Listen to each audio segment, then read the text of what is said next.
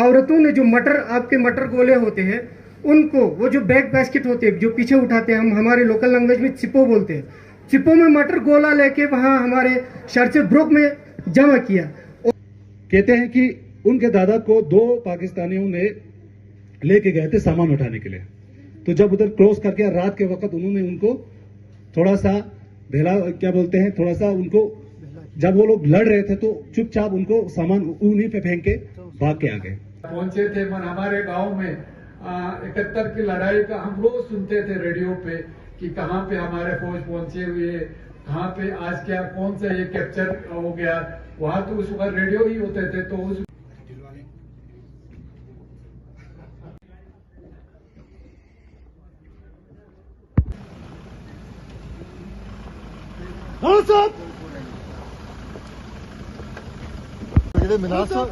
We last time met a few months back in your office. Welcome. He is the battalion commander. Yes, sir. Welcome, sir. हाँ नहीं होता। Welcome to the. Assalamualaikum. यहाँ पे होता है अंदर। कौन सा?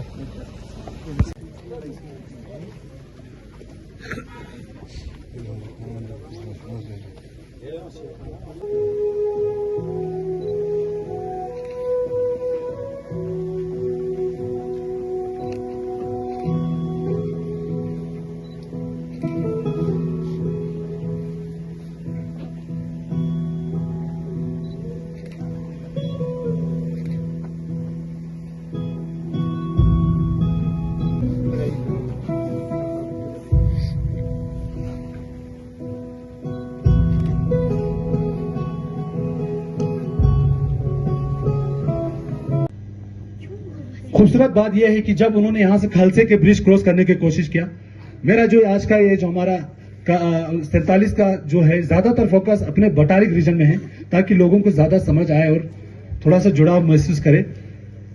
ब्रिज को गिरा दिया गया खालसी से, ताकि उनका जो पाकिस्तानी ट्रूप्स का मूवमेंट को रोका जाए। बहुत ही वीरता के साथ रोका गया। उसके बाद यहां से देखा गया कि इनका ट्रूप्स जो है, हमारे इंडियन आर्मी के ट्रूप्स और भी उतारने की जरूरत है, लाने की जरूरत है। तो बहुत ही मुझे सबसे जो मतलब हैरान करने वाली बात मुझे ये मालूम पड़ा 47 में कि टैंक्स को लाने के लिए एक ऑपरेशन लॉन्च किया गया ब्रिगेडियर थिमैया के अंडर, जो कि पैरा ब्रिगेड को हेड कर रहे थे। टैंक्स को जोजिला में, टैंक्स यहां पर कारगिल में पहुंचाया गया है 48 में, और उस ऑपरेशन का नाम दिया गया ऑपरेशन बाइसन। यानी कि ऐसे टफ टेरेन में हमारे जवानों ने टैंक्स को लाके हमारे यहां पर जोजिला में क्रॉस करवा के हमारे यहां से, खासकर पानद्रस के वहां पर उन्होंने घुसपैठिया आए थे, उन सबको वापस अपने घर पे पहुंचा दिया। और खूबसूरत बात, मुझे जब अपने लोगों से बात करने का मौका मिला तो कुछ कहानियां निकल के आते हैं सन 47 और 48 के। हमारे जवान वीरता उन्होंने दिखाया, लेकिन उसके साथ हमारे सिविलियन लोगों ने भी बहुत अच्छी वीरता दिखाई। वाकया यहाँ पर एक कहानी निकल के आया बसगो गिमो से, जहां पर पाकिस्तानी लोग एक तोप पहुंचाया हुआ था वहां पर बसगो में। तो मैं कोशिश कर रहा था कि यहां से कहां से रिसर्च करूं, तो पता चला कि वहां पर एक दादी थी। तो जो तोप के रखवाली के लिए कुछ गिलगित के से थे, कुछ आपके बल्तिस्तान से कुछ लोग थे और पाकिस्तानी कुछ लोग थे। उन्होंने क्या किया, शाम के वक्त उनको कुछ पीने के देके उनको थोड़ा सा डिविएट किया उससे अपने जगह से। हमारे आर्मी आ रहे थे, आर्मी को मदद करके उसी रात वो तोप को गिराया गया, यानी कि उसके नाली को तोड़ के उसको आग जला दिया गया, जिसकी वजह से जो आपके पाकिस्तानी घुसपैठिया गिमो में बैठे थे वो भी थोड़ा सा सहमे गए और डर गए। उसके बाद हमारे आर्मी है, आपके मेजर हरिचंद के अंडर उन्होंने क्या किया, उनको पुश करते गए। पुश करते करते मुझे और एक कहानी मिला अचनाथन से, हमारे यहाँ पे ताशी साहब है, उनके दादा का कहानी निकल के आता है। कहते हैं कि उनके दादा को 2 पाकिस्तानियों ने लेके गए थे सामान उठाने के लिए। तो जब उधर क्रॉस करके रात के वक्त उन्होंने उनको थोड़ा सा क्या बोलते हैं, थोड़ा सा उनको, जब वो लोग लड़ रहे थे तो चुपचाप उनको सामान उन्हीं पे फेंक के भाग के आ गए। यानी कि ऐसा ऐसे वाकया हुआ। लेकिन शेरकिला कारगिल सेक्टर के शिंगो और इंडस नदी के बीच मौजूद एक महत्वपूर्ण दर्रा है, जिसकी ऊंचाई 14,000 फीट से भी ज्यादा है। इसी के साथ पॉइंट 13620 मौजूद है, जो कि पूरे कारगिल का वॉच टावर कहलाता है, क्योंकि यहां से श्रीनगर लेह नेशनल हाईवे के साथ 40 स्क्वायर किलोमीटर एरिया को फायर और ऑब्जर्वेशन से डोमिनेट किया जा सकता है। यह इलाका पूरी तरह भारी बर्फ की चादर से लिपटा हुआ है और तापमान 0 डिग्री के कई नीचे है, जो कि खाना पीना तो दूर, किसी इंसान को भी जमाकर पत्थर बना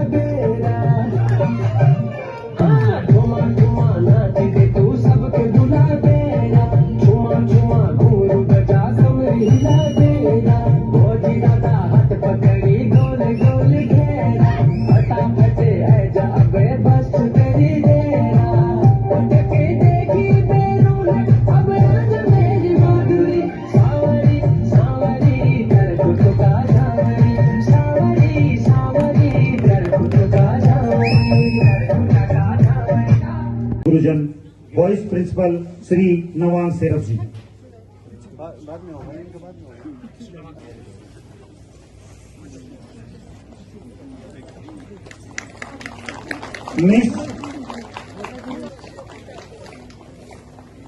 miss Nasreen Fatima class 11। Miss Dochen Choezing class 10।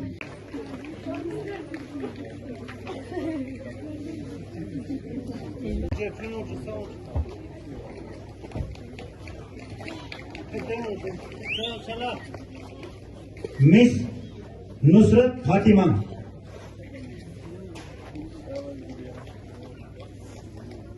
Miss Nasreen Fatima. Mister Tashi Namgyal.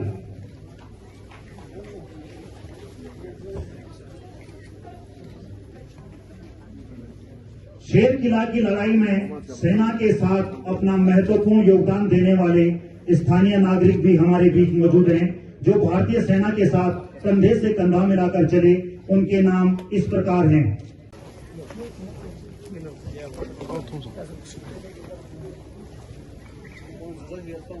Mister तासी से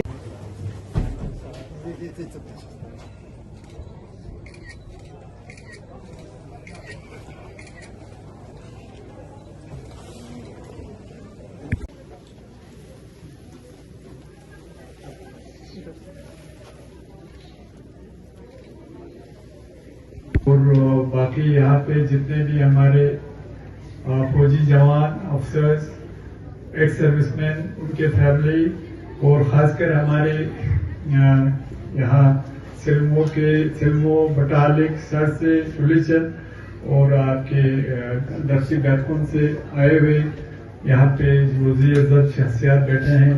आप सबों को जय हिंद, अस्सलाम वालेकुम, जुले। ये हमारे लिए बहुत खुशी का दिन है कि आज हम ये हमारा शिरकुला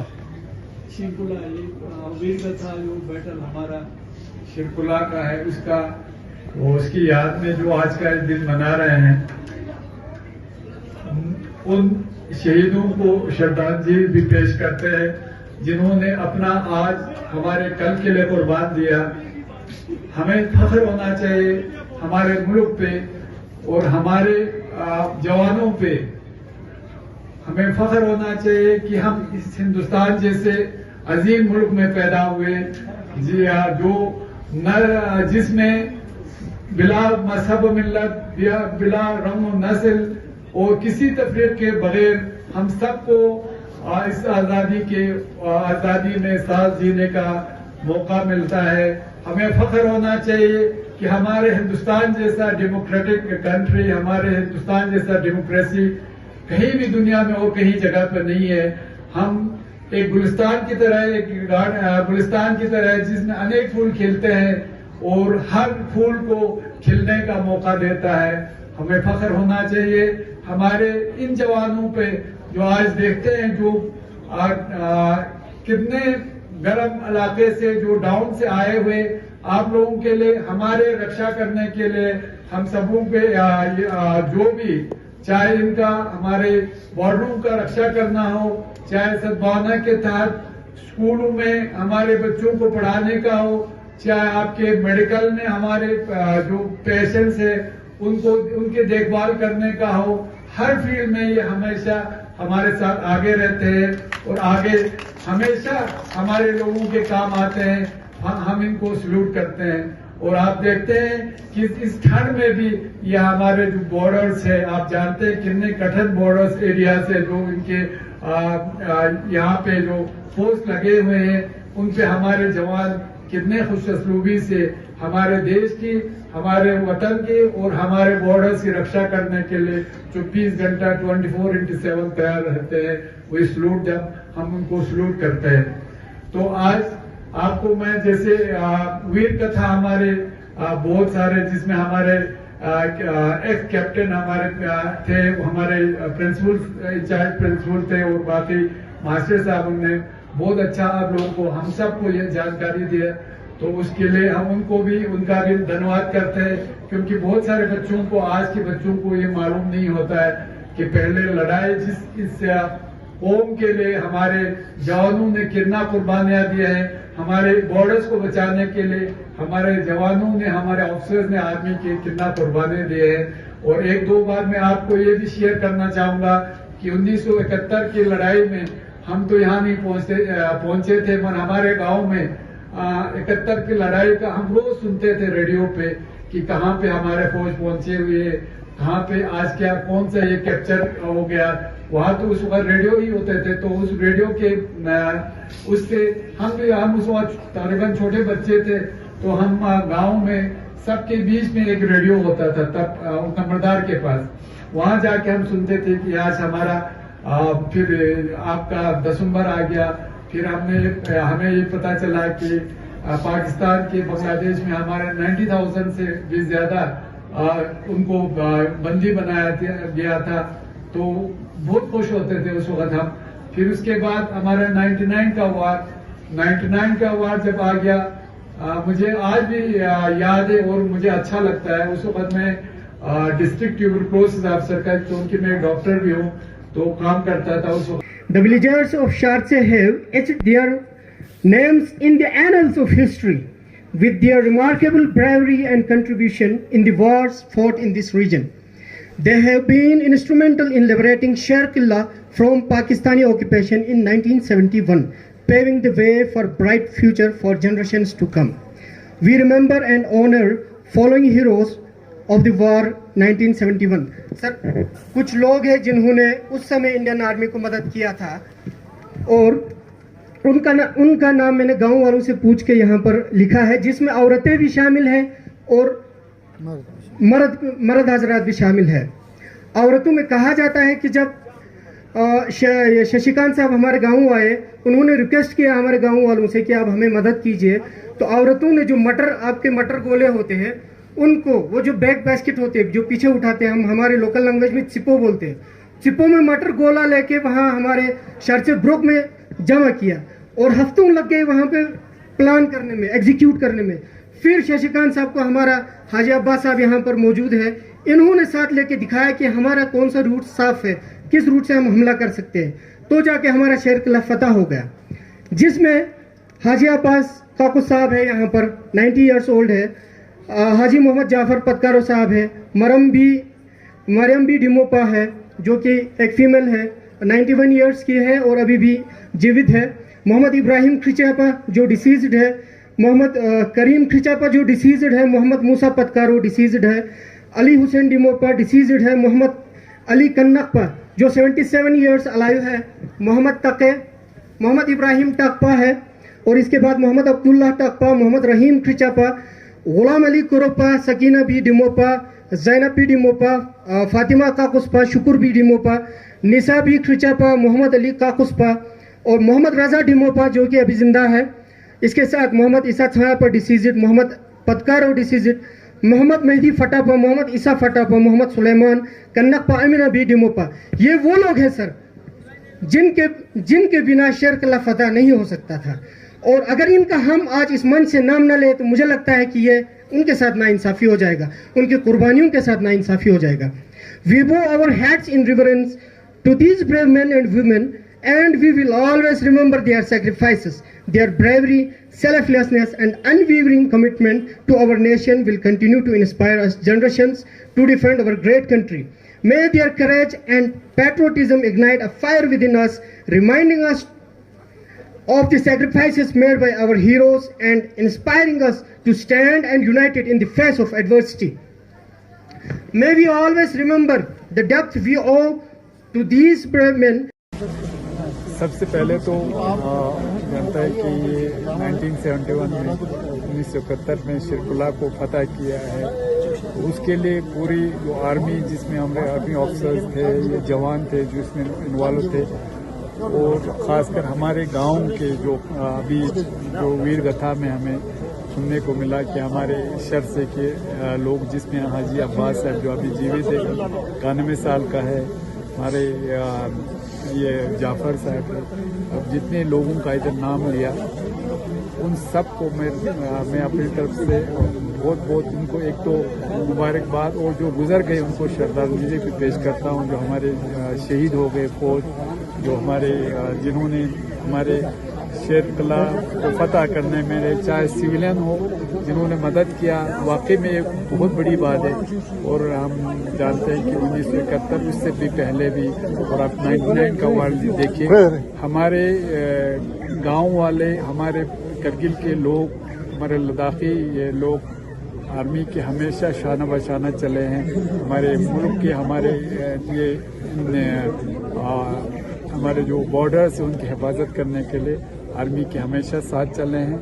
और इंडियन आर्मी भी हमें हमेशा न सिर्फ बॉर्डर्स को हमारे डिफेंड करने में, बल्कि सद्भावना के तहत हमारे स्कूलों के बच्चों की पढ़ाई में, चाहे बच्चों की पढ़ाई हो, चाहे मेडिकल के ट्रीटमेंट हो पेशेंट्स को, तो उसमें सद्भावना के तहत आदमी पहले भी हमारे सिविलियंस की मदद करते थे, आज भी करते हैं। और हमारा और सिविलियन और आर्मी का एक बहुत अच्छा, एक मजबूत आपसी रिश्ता बना हुआ है। हमें उम्मीद है कि आने वाले दिन में और ये और मजबूत हो जाएंगे। और इंडियन आर्मी के को हम सल्यूट करते हैं कि उन्होंने न सिर्फ 71, उससे हमारे 47, 48 में, फिर उसके बाद 99 वार में हमारे इस करगिल के धरती को दुश्मनों से ये बचा के रखने में जो उन्होंने रोल किया है, ये रहती दुनिया तक याद रहेगी। और हमें फ़ख्र है अपने आर्मी पे और हमारे लोगों पे जिन्होंने हमारे आर्मी का साथ दिया है। इंशाअल्लाह हिल कौंसल हमेशा इनके आभारी रहेंगे। Thank you sir. For more updates, subscribe to our channel Kargil Today. Click the show links and enjoy watching the videos. Like us on Facebook and follow us on Instagram. Keep watching Kargil Today. Keep enjoying Kargil Today, the only voice of Kargil Ladakh.